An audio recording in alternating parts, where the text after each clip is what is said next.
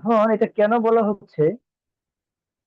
কারণ কি, আমরা আমরা দুধও খেতে চাই, মদও খেতে চাই, সবার কাছে যেতে চাই।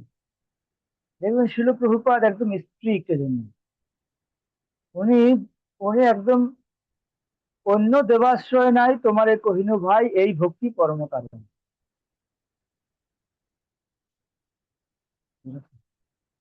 তো আপনি যখন যাবেন, হ্যাঁ আপনি সবাইকে সম্মান করবেন, শ্রদ্ধা করবেন, কিন্তু এটা বিবেচনা করে করতে হবে এবং বলা হয়েছে। আমরা এই নাম অপরাধের, দ্বিতীয় নাম অপরাধের ক্ষেত্রে দেখতে পাচ্ছি কি যে এটা যদিও আমাদের মনে হয় যে না, আমরা তো করছি না এটা। এখানে আমরা দেখছি যে বলা হচ্ছে যে উম, এখন কেউ যদি মনে করে, এখন এখন যদি এরকম মনে করে যে দেবতারা সম্মান করা নয়, বরং আমার অবস্থান ঠিকঠাক ভাবে বোঝা, মানে দেবতাদের অসম্মান করা না, বরং আমি যে যে দেবতা যেখানে আছেন তার অবস্থানটা ঠিকঠাক করে বোঝা উচিত। সে সে কোথাকার, তাকে কিরকম সম্মান করা উচিত, তাকে কি করা উচিত, তাকে ঠিকঠাক মতো ভাবে বোঝা। কিন্তু সর্বোচ্চ হচ্ছে পরমেশ্বর ভগবান। তারা ভগবানের শক্তি দ্বারা কার্য সম্পাদন করেন। কিন্তু তারা অপরাধটা কোথায়? যখন কেউ মনে করে যে সব দেবতা একেবারে সমান, কৃষ্ণ ও অন্য দেবতা একইভাবে স্বাধীন ও সর্বশক্তিমান, তখন হচ্ছে আমাদের অপরাধটা হয়ে যায়। হুম। তো সঠিক দৃষ্টিভঙ্গিটা কি? সম্মান সবার প্রতি, কিন্তু উপাসনা হচ্ছে সর্বোচ্চ ভগবানের প্রতি। যদি এই দৃষ্টিভঙ্গিটা আমরা করতে পারি, আমরা সবাইকে সম্মান করবো বা শ্রদ্ধাও করবো। আমরা সমস্ত বৈষ্ণবদের সম্মান করি না, সেভাবে সেভাবে আমরা সম্মান করব। কিন্তু সর্বোচ্চ হচ্ছেন, আমরা উপাসনা করবো কার? ভগবান। ঠিক আছে? তো এই জন্য আমাদের মধ্যে এরকম বৃত্তি আছে, আমরা সবাইকেই একটু খুশি রাখতে চাই। কিন্তু আপনি দেখবেন কি, সবাইকে খুশি করা যায় না, সবাই কিন্তু খুশি হবে না। হ্যাঁ। তো আপনি দেখবেন যে আমাদের পূর্বে পূর্বে বিভিন্ন শাস্ত্রে, বিশেষ করে প্রহ্লাদ মহারাজের বাবা হিরণ্যকশিপু, উনি আহ, ব্রহ্মার উপাসনা করেছিলেন। বুঝতে পেরেছেন? অনেকে শিবের উপাসনা করেছিলেন। কেন করেছিলেন তারা? কারণ কি, তারা মনে করে কি, তারাও যেমন অমর তাদের দৃষ্টিতে, আমাকে এরকম অমর করে দিবে। মানে তারা ভগবানের কাছে যেতে চায় না কেন জানেন? কারণ ভগবান তোমাকে বিচার করবেন, তুমি বিজ্ঞ আমি মূর্খ, বিষয় কেন দিব? হ্যাঁ মানে আমি বিজ্ঞ তুমি মূর্খ, কেন বিষয় দিব? এটা ভগবানের বিচার। কিন্তু ব্রহ্মা শিবাদির ওনারা ওনারা দিতে চায় না, কিন্তু ভক্তরা এত পরিমাণে তার কাছে চায়, হ্যাঁ, তখন উনি দেখে যে আমি যদি দিয়ে ছেড়ে দেয় তাহলে মনে হয় ভালো। তো তখন মানে তাড়াতাড়ি দিয়ে তুমি ভালো থাকো। হুম।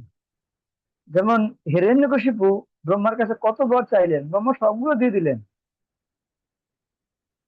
হিরণ্যকশিপু মনে করলো আমি খুব চালাক, হ্যাঁ না, যে আমি এদের ক্ষেত্রে এদের থেকে অনেক চালাক। কিন্তু ভগবানের বিচারটা কেমন, সেজন্য আমাদের মনে রাখা উচিত, শিব ব্রহ্মা আদি দেবতাদের নাম ভগবানের নামের সমান, নামের সমান। ভগবানের নাম আর এদের নাম একরকম না, স্বতন্ত্র না। বুঝতে পারছেন? হ্যাঁ। তো আপনি যারা যারা দেখবেন শিবের তপস্যা করেছে, শিব শিব নাম জপ করেছে, বা ব্রহ্মা ব্রহ্মা নাম জপ করেছে, আপনি দেখবেন তাদের কিছু না কিছু প্রাপ্তির ইচ্ছা আছে, সেজন্য ওরা তাদের নাম জপ করেছে। তো আমাদের বিবেচনা করা উচিত। হুম। ওনারা দিতে চায় না, কিন্তু মানে ভক্তরা এত পরিমাণে চায়, তাহলে সে মনে করে কি, ঠিক ঠিক আছে তাহলে, এত পরিমাণ যেহেতু চাইছে, তাহলে তুমি তুমি ভালো থাকো নিয়ে। হুম। তো আপনার যতগুলো যাবে দেখবেন কি নাম অপরাধ একটার পর একটা মনে হবে এগুলো তো আমরা করিই না। কিন্তু প্রথম অপরাধটা আমরা অনুভব করতে পারি হয়েছে, কিন্তু দ্বিতীয় অপরাধটা আমরা বিবেচনাই করি না। দ্বিতীয় অপরাধটা যে হয়েছে বা আমরা করতে পারি এরকম অনুভূতি নাই আমাদের। আরে না, নামের সমান বা স্বতন্ত্র আমরা মনে করবো কি? কেন করব? আপনি জানি কৃষ্ণ ভগবান, তাহলে আমরা তাকে স্বতন্ত্র আলাদা করবো কেন? আমাদের বিচারটা হচ্ছে এরকম। কিন্তু মন সে সবসময় কিছু অ্যাডভান্স চায়। তুমি কিছু পাও, হ্যাঁ, তো তখন সে মন কখন কখন এরকম সুযোগ থাকলে সুযোগের সদ্ব্যবহার করতে চায়। বুঝতে পারছেন? সেজন্য ওকে কখন যে চেয়ে ফেলবে সে বুঝতেই পারে না। তৃতীয় হচ্ছে, হ্যাঁ, তৃতীয় হচ্ছে ভক্তিবিনোদ ঠাকুরের দ্বিতীয় নাম অপরাধ নিয়ে বিস্তার লিখেছেন। হুম, কিন্তু জাস্ট আমার মনে হয় আমাদের সবাইকে সম্মান করা উচিত, কিন্তু প্রীতি বা চাওয়া উচিত বা ভগবানের জানানো উচিত ভগবানের কাছে। তো তৃতীয় নাম অপরাধ হচ্ছে শ্রী গুরুদেবকে অবজ্ঞা করা। এখন প্রশ্ন হচ্ছে, আমরা কি গুরুদেবকে অবজ্ঞা করি কখনো? করি কি? আরে কেন গুরুদেবকে অবজ্ঞা করবো আমরা? হ্যাঁ, আমরা তো গুরুদেবকে ভালোবাসি, অবজ্ঞা করবো কেন? বুঝতে পারছেন? আমরা তো গুরুদেবকে প্রীতি করি, আমরা অবজ্ঞা কেন করব? তো আমরা আসলে আমরা গুরুদেবকে অবজ্ঞা আমাদের মনে হয় যেন আমরা অবজ্ঞা করি না, কিন্তু ব্যাপার হচ্ছে আমরা অবজ্ঞা করি। আগে জানা উচিত গুরু কেন গুরুত্বপূর্ণ। আপনি এই নাম অপরাধের মধ্যে গুরুদেবকে কেন আনা হয়েছে? কারণ কি? গুরু আমাদের ভগবানের পরিচয় দেন, নাম প্রদান করেন এবং ভক্তির পথ শেখান। তিনটা জিনিস করেন। যিনি ভগবানের সাথে পরিচয় করিয়ে দেন, নাম প্রদান করেন এবং ভক্তির পথটা শিখান। হ্যাঁ, এজন্য গুরু আমাদের কাছে গুরুত্বপূর্ণ। আর কি, ভগবান যেই রূপ হন, প্রকৃতপক্ষে ভগবান যেমন, তিনি আমাদের কাছে জানাতে চান যে ভগবান আছেন এইরকম। তুমি ভালো করে জানো ভগবান এই। হ্যাঁ, আর উনি কি করতে চান? উনি এই তার শিষ্যদেরকে তিনি ফিরিয়ে নিতে চান নিজে থেকে, নিজে কাছে থেকে শিষ্যকে ফিরিয়ে নিতে চান ভগবানের কাছে। এবং তিনি শিষ্যদের নিয়ে চিন্তা করেন কবে তারা যোগ্য হবে। শিল প্রভুপাদ একবার আমেরিকায় গিয়েছিল, বুঝতে পারছেন? কারণ প্রভুপাদের প্রায় এই 14 বার পরিভ্রমণের প্রায় শেষের দিকে, বুঝতে পারছেন, ওনার শরীরও ভালো সারি ছিলেন না। তখন একটা বাসায় প্রভুপাদ গেছেন। ওখানে অনেক ভক্তরা, ওখানে তখন মন্দির নেই, একজন ভক্ত আছেন, আর ওই ভক্ত অনেকজন ভক্তকে গাইডলাইন দেন, পরিচর্যা করেন। কারণ প্রভুপাদ তাদের ঘরে গিয়ে বিগ্রহের কাছে অনেকক্ষণ ছিলেন। তো তার গুরুদেবের কাছে দণ্ডবত প্রণাম করেছেন। তো তমাল কৃষ্ণ গোস্বামী মহারাজ প্রভুপাদকে ডাকছেন, প্রভুপাদ আমাদের গাড়ির সময় হয়ে যাচ্ছে, আপনি এখনো আসছেন না। তো তখন প্রভুপাদ ঘরের মধ্যে আছেন, দণ্ডবোধ হয়ে প্রণাম করেছেন, উঠেই না। তো তমাল কৃষ্ণ মহারাজ আসলে জিজ্ঞাসা করছেন, প্রভুপাদ আপনি এতক্ষণ প্রণাম করলেন ভগবানকে? তখন তমাল কৃষ্ণ মহারাজ কি বললেন প্রভুপাদ, যে আমি আমার গুরুদেবকে বললাম যে হে গুরুদেব, আমি আর হয়তো এখানে নাও আসতে পারি, আমার শরীর যেভাবে চলছে আমি আর হয়তো এখানে নাও আসতে পারি, তো দয়া করে এই সমস্ত ভক্তদের আপনি একটু দেখে রাখবেন। বুঝতে পারছেন? এটা হচ্ছে গুরুর রোল।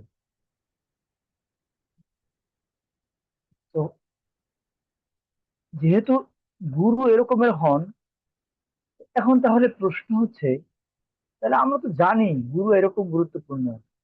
গুরু ভগবানকে পরিচয় করিয়ে দেন, নাম দেন, উনি শিখিয়েও দেন তুমি এভাবে চাও আমার কাছে, চাইতে বলেন তার কাছে, আবার কিভাবে চাইতে বলেন তাও বলে দেয়।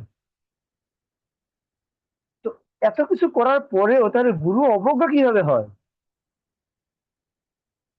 হ্যাঁ, আমরা গুরু অবজ্ঞা করি কি আদৌ?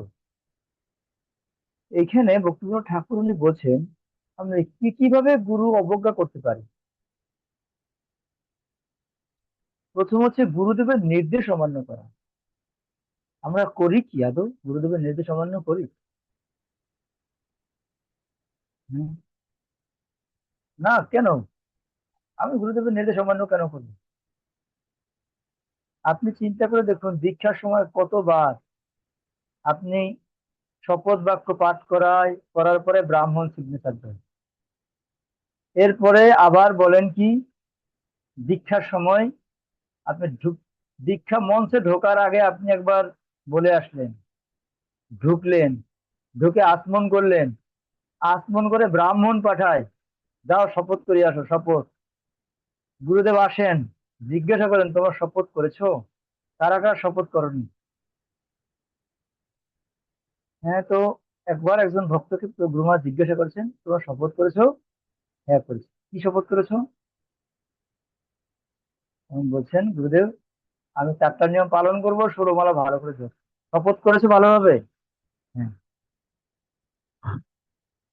ওই ভক্ত আমাকে অনেকদিন পরে বলছিলেন প্রভু আমি তখন তো বুঝি নাই যে এই শপথটা এতটাই জটিল, আমি এখন বুঝতে পারছি এই শপথ কিরকম। এখন প্রশ্ন হচ্ছে আমরা গুরুদেবকে অবজ্ঞা করি। হুম, কিভাবে? গুরুদেব নির্দেশ দিয়েছেন এটা করো, আপনি দেখলেন, আপনি একটা ক্লাস শুনলেন গুরুদেবের। আজকে একজন আমাকে বলছিলেন প্রভু আমি গুরু মহারাজের বেশি ক্লাস শুনি না, কেন জানেন? ক্লাসের মধ্যে উনি প্রায় প্রায় কিছু নির্দেশ দিয়ে থাকেন। তার আমার মনে হয় যে উম, আমি তো এই নির্দেশগুলো একটা প্ল্যান করছি আমি পালন করবো, এতগুলো নির্দেশ আমি কিভাবে পালন করবো? বুঝতে পারছেন? এই জন্য আমি বেশি শুনতে চাই না। তবুও আপনি শুনবেন, যখন আপনি এটা করতে যাবেন তখন মনে হবে জানো এটা তো এটা তো আমার জন্য নিষেধ, আমার করা উচিত না। তো সেই জন্য এখানে বলছেন আমাদের গুরুদেবের নির্দেশ অমান্য করা। এখন গুরুদেবের নির্দেশের মধ্যে সবথেকে গুরুত্বপূর্ণ নির্দেশ হচ্ছে প্রতিদিন 16 মালা হরিনাম জপ করা ভালোভাবে, আর 4টা নিয়ম পালন করা। বুঝেছেন? আমরা 4টা নিয়ম পালন করি ঠিক আছে, তো ব্রেক হয় কি আমাদের? হ্যাঁ, আমিষাহার বর্জন, নেশা বর্জন, দ্রুত ক্রিয়ার অবৈধ সঙ্গ বর্জন করে চলি। অবৈধ সঙ্গ বর্জন করে চলে কি? অবৈধ সঙ্গ বলতে আমরা কি বুঝি? হ্যাঁ, ভাগবতমে আপনার পরে দেখবেন 3য় স্কন্ধে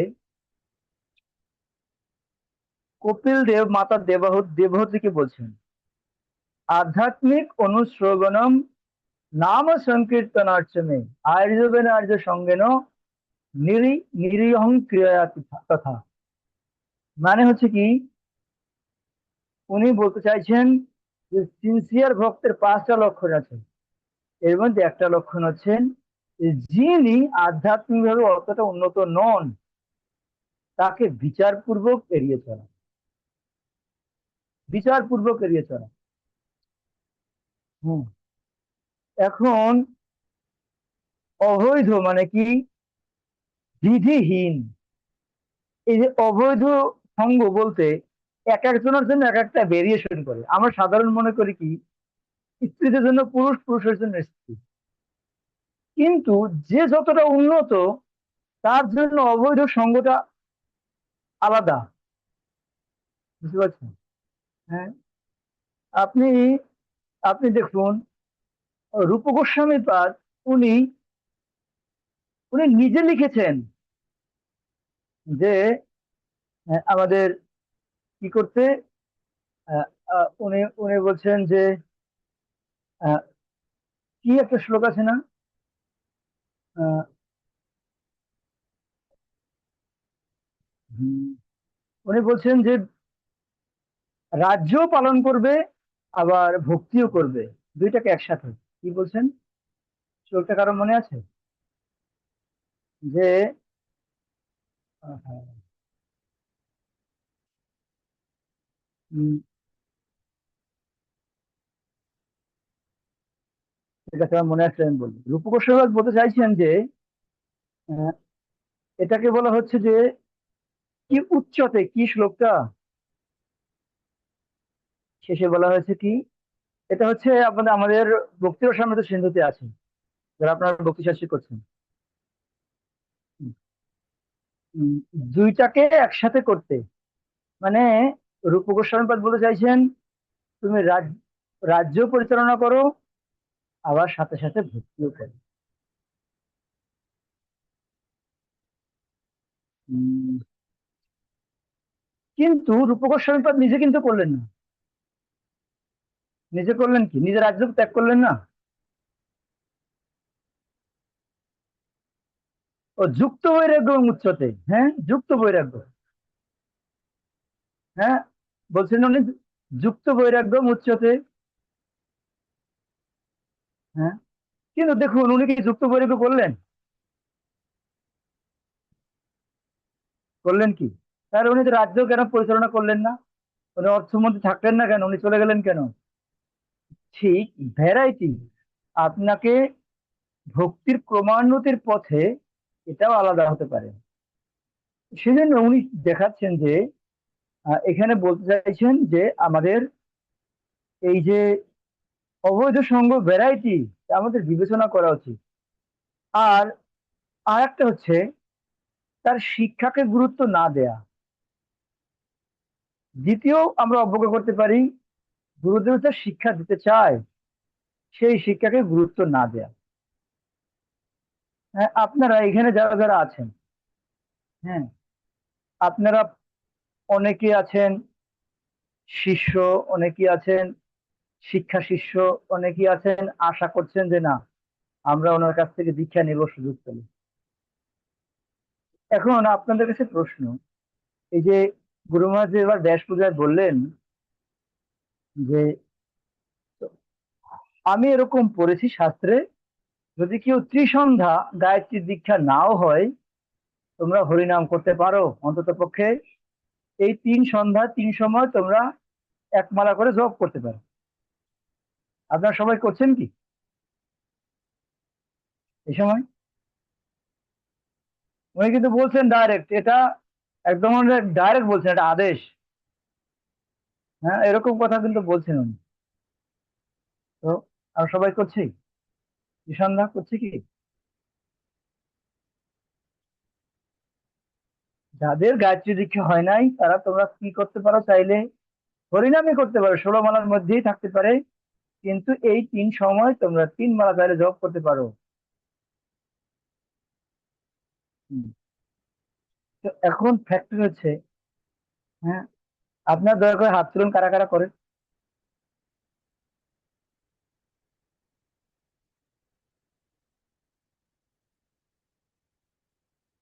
হুম। এখন দেখুন, আমরা শুনেছি কিন্তু করার বেলায় কি হয়ে যায়, তার শিক্ষাকে গুরুত্ব না দেয়া। বুঝতে পারছেন? বাহ্যিকভাবে সম্মান দেখি, অন্তরে অবিশ্বাস রাখা। বাহ্যিকভাবে আমি অনেক সম্মান দেখাচ্ছি, গুরু ভক্তিতে একদম একাকার। আমি কেন ভাবতে পারছি না যে যিনি আমাকে সেলফলেস সার্ভিস দিয়ে এরকম করেছেন, যিনি আমাকে বিবেচনা না করে আপনি অনেক জায়গায় যাবেন, আপনাকে কে আছে যে আপনার দায়িত্বটা নিবে? হ্যাঁ, আপনি দেখান তো একটু। আপনার বাবা মা আপনাকে এত কষ্ট করে জন্ম দিয়েছেন, আপনি চিন্তা করুন তার থেকে সে কি এতটা দায়িত্ব নিয়েছে কি আপনাকে ফিরিয়ে দেবে ভগবানের কাছে? হুম। তাহলে তাকে কিভাবে জানা উচিত? আমাদের গুরুকে কিভাবে মান্য করা উচিত, কিভাবে জানা উচিত, তাকে তার স্থানটা কোথায় রাখা উচিত। উম, সেজন্য এটা হচ্ছে নাম অপরাধ কি, সে গুরুকে অবজ্ঞা করা। তার শিক্ষা আছে কিন্তু তার গুরুত্ব দেওয়া হচ্ছে না, বাহ্যিকভাবে সম্মান দেখাচ্ছি কিন্তু অন্তরে সেরকম নাই, সেরকম ভাব নাই। আপনি মোবাইলে দেখতে দেখতে দেখলেন গুরুদেবের একটা কিছু একটা এসছে, তো হয় ইংলিশে বলছেন, না হলে সাউন্ড আপনি বুঝতে পারছেন না, তো আপনি শুনছেন কি, সাথে সাথে চিনে চলে যাচ্ছেন সামনে। হুম, তাহলে সম্মানটা কোথায় থাকলো? আর কি গুরুকে সাধারণ মানুষ বলে মনে করা। হ্যাঁ, আমরা সাধারণভাবে করি না, কিন্তু যখন বেশি অ্যাসোসিয়েশন হয়ে যায়, হ্যাঁ, যখন খুব বেশি অ্যাসোসিয়েশন হয়ে যায় তখন এরকম সম্ভাবনা থাকে। বুঝতে পারছেন? গুরুকে সাধারণ মনে করা, সাধারণ মানুষের মতো মনে করা, এইভাবে আমরা অবজ্ঞা গুরু, এ- ঠিক এরকম করে আমরা গুরুদেবকে অবজ্ঞা করতে পারি। একটা উদাহরণ দেওয়া হয়েছে কি, শাস্ত্রে বলা হয়েছে গুরু ছাড়া আধ্যাত্মিক জ্ঞান লাভ করা অত্যন্ত কঠিন। তো এই যে বলা হয়েছে আধ্যাত্মিক জ্ঞান, আপনি যে যে যতটুকু জ্ঞান লাভ করেছেন পারমার্থিক, এটা হচ্ছে গুরুদেবের প্রার্থনা আপনি লাভ করেছেন। আপনি যতটুকু ভগবানকে বুঝতে পেরেছেন এটা গুরুদেবের ইচ্ছায়। আপনার আমার এরকম কোনো শক্তি নাই আমরা ভগবানকে বুঝতে পারছি। হ্যাঁ, তো সেজন্য গুরুদেবের, আপনি গুরুর কাছে যতটুকু সারেন্ডার করেছেন আর গুরুদেব আপনাকে যতটুকু আশীর্বাদ করেছেন, সেইভাবে কেউ শাস্ত্র, গুরু ভগবানকে জানতে চায়। গুরুর করুণাই গুরুদেবকে জানা যায়। বুঝতে পারছেন? গুরু প্রকৃতপক্ষে কে, কেমন, কিরকম হয়ে থাকেন, হ্যাঁ, আর একটা হচ্ছে বাহ্যিক ভাবে তাকে সম্মান করা, একটা হচ্ছে আভ্যন্তরীণ ভাবে যে তার প্রতি দৃঢ় শ্রদ্ধা গুরুদেবের প্রতি। হুম, তো এটা হচ্ছে বৈষ্ণব অপরাধ, নাম অপরাধের মধ্যে পড়ে কি, গুরুদেবকে নিন্দা করে। এটা প্রতিকারটা কি? প্রতিকার হচ্ছে প্রতিদিন গুরু বাণী অধ্যয়ন করা, গুরুদেবের বাণী। তাতে করে লাভ কি হবে, না, বাণীর প্রতি, গুরুর প্রতি তখন ভালোবাসা বর্ধিত হবে। ঠিক আছে? আর কি, শ্রী গুরুর সেবা করা। গুরুদেবের সেবা দুই ভাবে করা যায়, বপু সেবা আর বাণী সেবা। হুম। তো প্রতিদিন অন্তত পক্ষে কিছু পরিমাণে হলেও গুরু সেবা করা উচিত, বপু বা বাণী। হ্যাঁ, ধরুন মাতাজি প্রভুকে বলছে, প্রভু আজকে তো আপনি রান্না করেন, ধরেন বলছে, হ্যাঁ, এখন আপনি বলবেন এটা তো তোমাদের কাজ, এটা কি আমার কাজ? হুম। আচ্ছা, আপনি যদি রান্না করেন তাহলে আপনি ভগবানকে অফারিং করার পরে এবং যখন গুরুদেবকে অফারিং করবেন, এটা কি বাণী সেবার মধ্যে, বপু সেবার মধ্যে পড়বে না? করবে, গুরুদেবকে ভোজন, ভোজন করানো।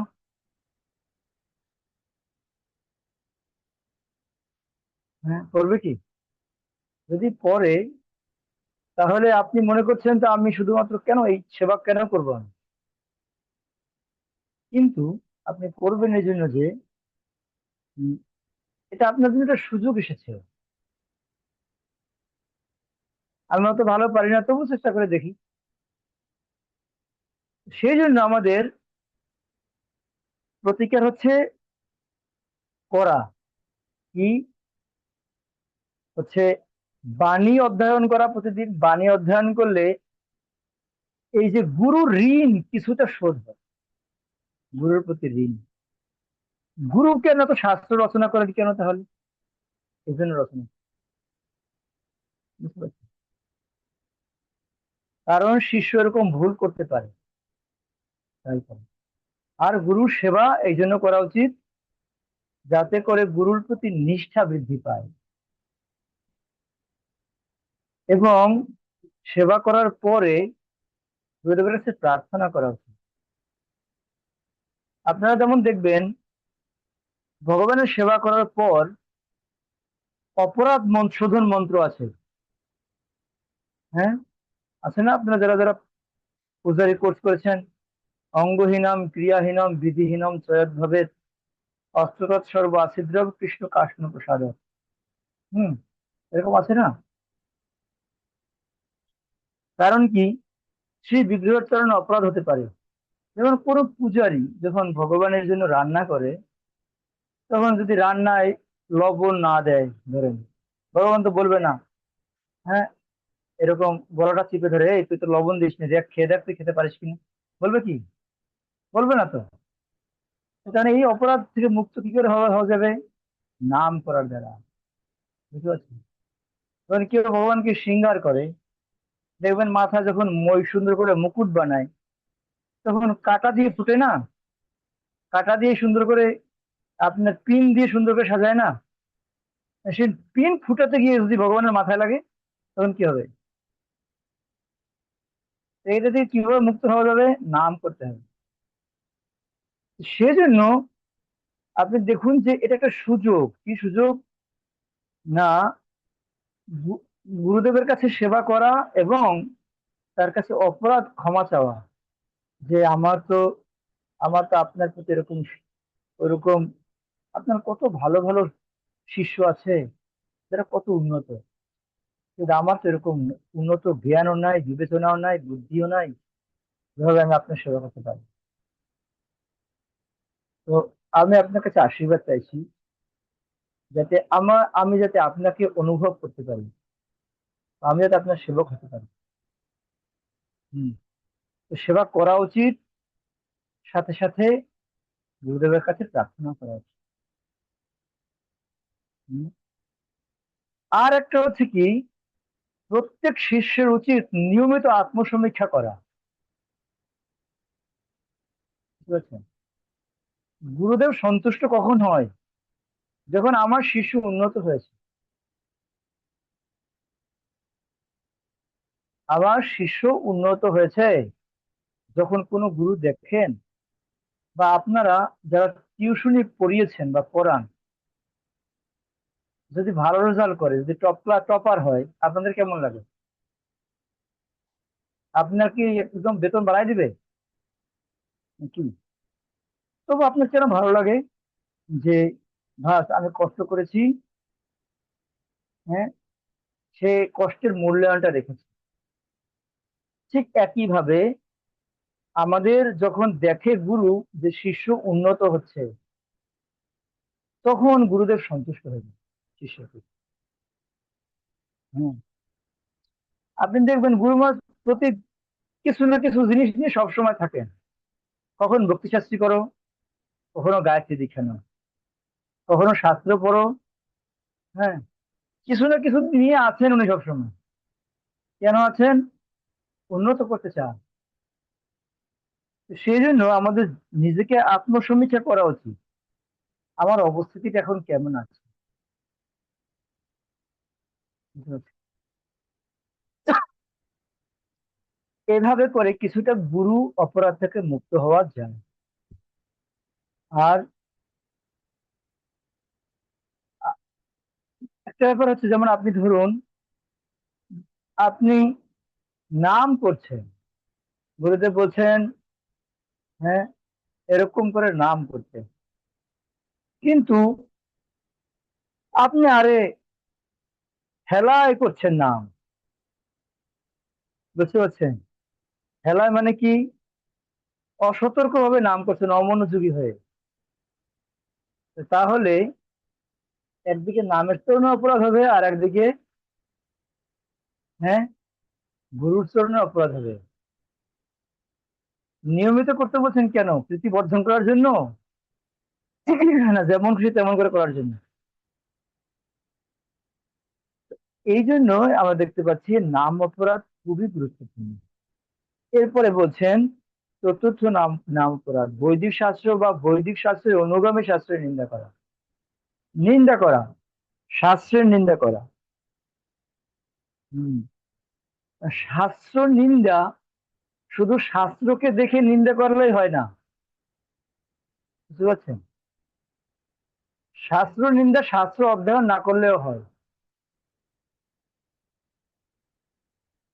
এত ভাবে ভাবে বলা হচ্ছে, এতবার বলা হচ্ছে, দীক্ষার সময় এরকম বলা হচ্ছে এই শাস্ত্র পড়তে হবে, এইগুলো লাগবে, হ্যাঁ ভক্তি শাস্ত্রী লাগবে, এত কিছু লাগবে।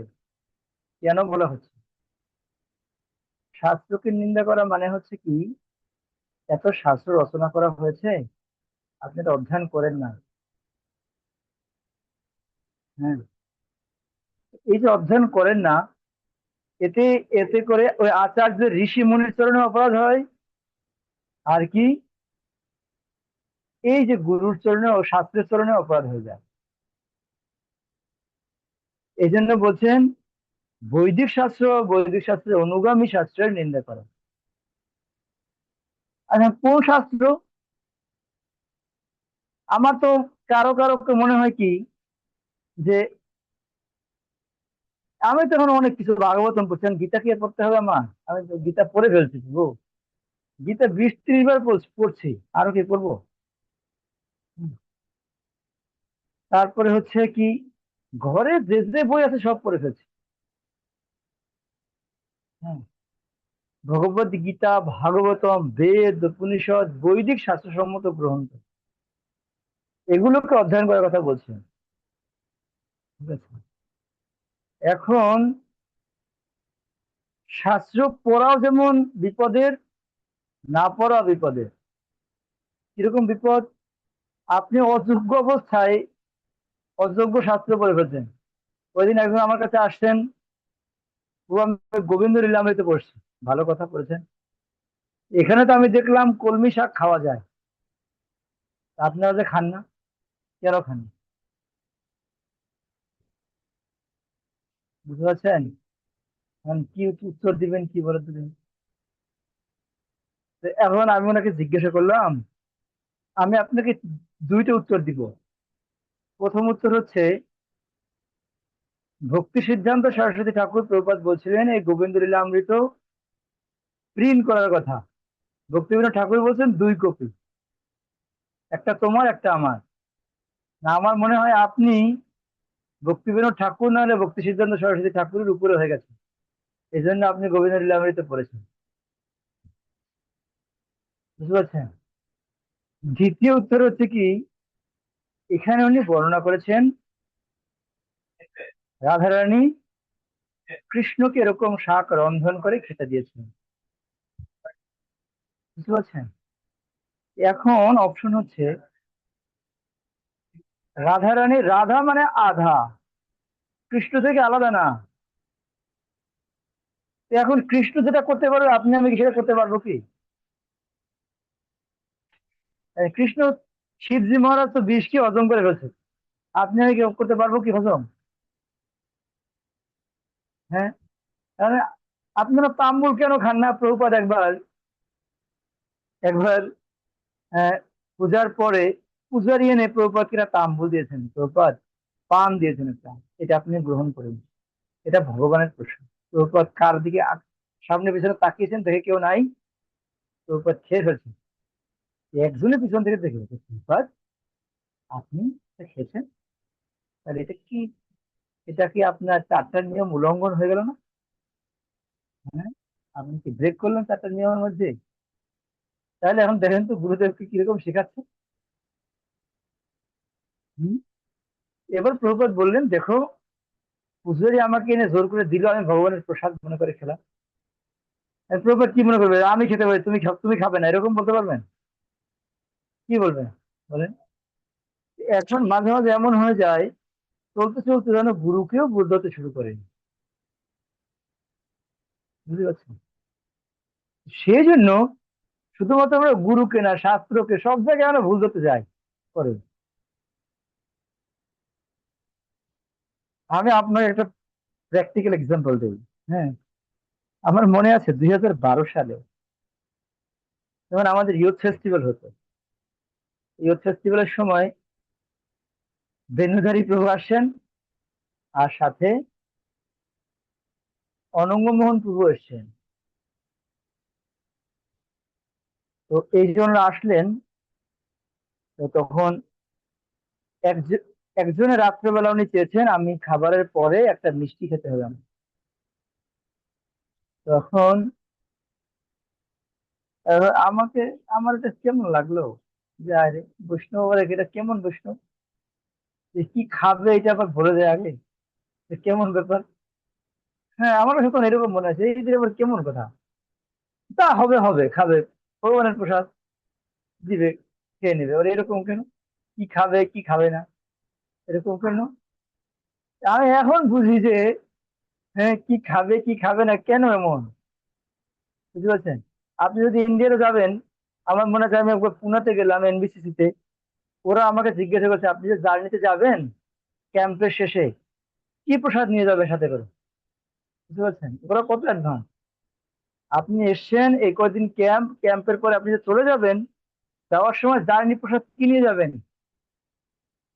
জার্নির সময় কি প্রসাদ খাবেন, আপনি কি নিয়ে যাবেন ওটা তোরা তৈরি করে দিয়ে দিবে, বুঝতে পারছেন। তো ঠিক একজন ভক্তের কিছু সমস্যা থাকতে পারে শারীরিক, তো এখন সে তো ওই সব খাবার খেতে পারবে না। তো তখন তাকে বলা হয়েছে যে যে আমি এটা খেতে পারবো না, আর আমার এটা খেতে হবে, আপনি বললেন। তো তো তখন কি, তখন তো আমার মনে হয় আর এটা আবার কেমন সাধু, সে এরকম বলে ফেলে। কিন্তু ব্যাপার হচ্ছে যে হ্যাঁ, এখানে বলছেন যে না, আমাদের শাস্ত্র দেখে এটা বিচার করা উচিত কি, উম, এই শাস্ত্র কেন পড়তে বলা হয়েছে, যে তখন আপনি বিবেচনা করতে পারবেন সাধু কিরকম, তার বিবেচনাটা কিরকম। হ্যাঁ, তো তো এই জন্য শাস্ত্র পড়তে বলা হচ্ছে বারবার। কিন্তু আমরা যদি নিন্দা করি শাস্ত্রকে, যেমন বেদকে আমরা নিন্দা করি না, কি বলে, জ্ঞান কাণ্ড কর্মকাণ্ড কেবলই বিষের ভাণ্ড, অমৃত বলিয়া যাবা খায়, নানা জনি কদা ফিরে কদার্য ভক্ষণ করে তার জন্ম অধঃপতনে যায়। তো বেদ এরকম, কিন্তু ফ্যাক্ট হচ্ছে আমার কি যোগ্যতা আছে বেদ থেকে ভক্তিটাকে আলাদা করার, আছে কি? যদি থাকে তাহলে তো ঠিক আছে, যদি না থাকে, সেই জন্য এখানে বলছেন যে এই বৈদিক শাস্ত্র বা বৈদিক শাস্ত্রের অনুগামী শাস্ত্রের নিন্দা। আর আমরা তাহলে কিরকম অপরাধ করি তাহলে, এটা অপরাধ করি এরকম যে আমাদের অপরাধটা এরকম হয় যে শাস্ত্রকে কুসংস্কার বললাম। শাস্ত্রকে, আপনি শাস্ত্রে একটা জিনিস পেয়েছেন, এইটাকে আপনি মনে করেন যে কুসংস্কার। দ্বিতীয় হতে পারে কিরকম, শাস্ত্রের সিদ্ধান্তকে অবজ্ঞা করা। আমরা অনেক সময় প্রশ্ন করি না, যে দেখেন চৈতন্য মহাপ্রভু কালা কৃষ্ণদাসকে ক্ষমা করে দিলেন, সে ভট্টদারিদের পাল্লায় পড়ে চলে গেল, কিন্তু ছোট হরিদাস সে ক্ষমা করলেন না, ত্যাগ করে দিলেন। তাহলে মহাপ্রভুর দুই দুই রকম বিচার হয়ে গেল না। আবার রাজা প্রতাপরুদ্র করুণা করবেন না, কিন্তু রামানন্দ রায় কি করুণা করলেন না? তিনিও তো রাজকর্মচারী, রূপ সনাতন রাজকর্মচারী। কেন? হ্যাঁ, ব্যাপারটা হচ্ছে এটা আপনি জানতে চাইতে পারেন, কিন্তু আপনি শাস্ত্র পড়ে পড়ে এবার কি হয়ে গেলেন, বেদান্ত হয়ে গেলেন। বেদান্ত মানে কিরকম বেদান্ত, ভুল বুঝতে বুঝতে দাঁত টাত সব পড়ে গেছে। তো শাস্ত্রের সিদ্ধান্ত কি সেটাকে আপনি অবজ্ঞা করে দিলেন। মহাপ্রভু এমনটা কেন করেছেন? মহাপ্রভু এমনটা করেছেন তার নিজের জনকে দিয়ে শিখাতে চাইছেন। যেমন উনি এরকম গোবিন্দকে বলছেন তোমার তাহলে অর্তুক, এই যে এই তুমি যে হরিতুকি রেখে দিলে এটা তোমার গৃহস্থ মনোভাব হয়েছে। আবার আপনি দেখবেন গৃহস্থের কিছু কিছু অংশ রেখে দিতে হয় ভবিষ্যতের জন্য, এরকম শাস্তি পাওয়া যায় না? তাহলে আপনি আপনার বিচার করলেন না, আরে শাস্ত্র এরকম নেই, এক এক সময় এক এক কথা বলে, এগুলো ঠিক আছে না? হ্যাঁ, তাহলে এখানে এরকম কথা কেন বলে শাস্ত্রটা? অপশনটা হচ্ছে আমাদের যাতে, আমরা যাতে এর দ্বারা এই জগতের প্রতি বন্ধন যুক্ত না হই। আর দেখবেন ভগবান এইরকম জটিল শিক্ষা তার নিজস্ব জনদের দিয়ে দিয়েছেন। আর তৃতীয় অপরাধ হতে পারে কি, শাস্ত্রকে মানুষের কল্পনা মনে করা। শাস্ত্র কেউ মানুষ তৈরি করেছে, বুঝতে পারছেন? তাহলে এগুলো কেন এরকম, কি কেন ক্ষতিকারক কেন? কারণ কি, শাস্ত্র আধ্যাত্মিক জ্ঞানের প্রমাণ বা প্রমাণ শাস্ত্র। শাস্ত্রকে অস্বীকার করলে ভক্তির ভিত্তি দুর্বল হয়ে যায়। ভক্তির যে ভিত্তি, এটা দুর্বল হয়ে যাবে। প্রতিকারের উপায় কি? হ্যাঁ, প্রতিকারের উপায় হচ্ছে কি, আমাদের বেশি ভ্যারাইটি শাস্ত্র পড়তে না যাওয়া। হ্যাঁ, এবং প্রভুপাদ বলে চাইছেন গীতা, ভাগবত, চৈতন্য চরিতামৃত, ভক্তির সামৃত সিন্ধু। হ্যাঁ, এই পড়লেই যথেষ্ট, এই শাস্ত্র পড়লেই যথেষ্ট। কিন্তু এখন আপনি যদি জানতে চান, আপনি যদি প্রচার করতে চান, তাহলে আপনি যদি, সুযোগ আছে, আপনি বুঝতে পারছেন, তাহলে ঋষি মুনির চরণ অপরাধ হয়ে যাবে। তাই আপনি শাস্ত্র পড়ুন, কিন্তু শাস্ত্র ভালোকে প্রতিকারের উপায় তত্ত্বদ্রষ্টা সুদক্ষ ব্যক্তির কাছে পড়া উচিত। বুঝতে পারছেন? হ্যাঁ, আপনি যদি তত্ত্বদ্রষ্টার কাছে গিয়ে না পড়েন, তাহলে আপনি ভুলভাল বুঝতে পারেন।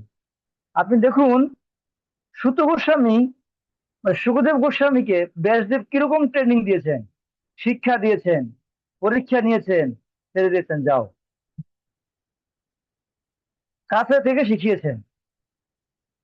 ঠিক এরকম আমরা এরকম শাস্ত্র তত্ত্বদ্রষ্টার কাছে সদ্গুরুর তত্ত্বাবধানে অধ্যয়ন করতে পারি। আপনার মনে হয় ঠিক আছে? কারো কোনো প্রশ্ন থাকলে করতে পারেন।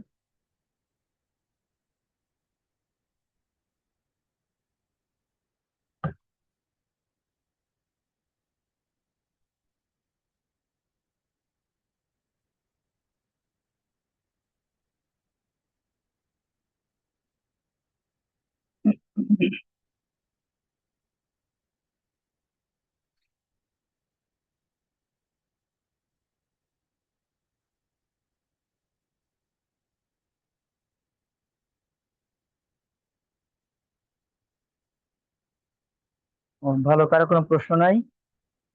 তো তো আপনাদের চরণে মিনতি যে আপনারা একটু দয়া করে বেশি তপস্যা করুন গুরুদেবের জন্য। তো একটা ব্যাপার হচ্ছে যে গুরুদেব চায় শিষ্য যাতে উন্নত হয়। হম, তো সেজন্য গুরু কি করতে চায়, শিষ্যকে প্রতিকার করতে চায়, যাতে গুরু শিষ্য দ্রুত উন্নতি হয়, দ্রুত উন্নত হন। বুঝতে পারছেন? এজন্য এটা আমাদের কাছে বিশেষ বড় সুযোগ। কি সুযোগ? গুরুদেবের বপু সেবা করার। বুঝতে পারছেন?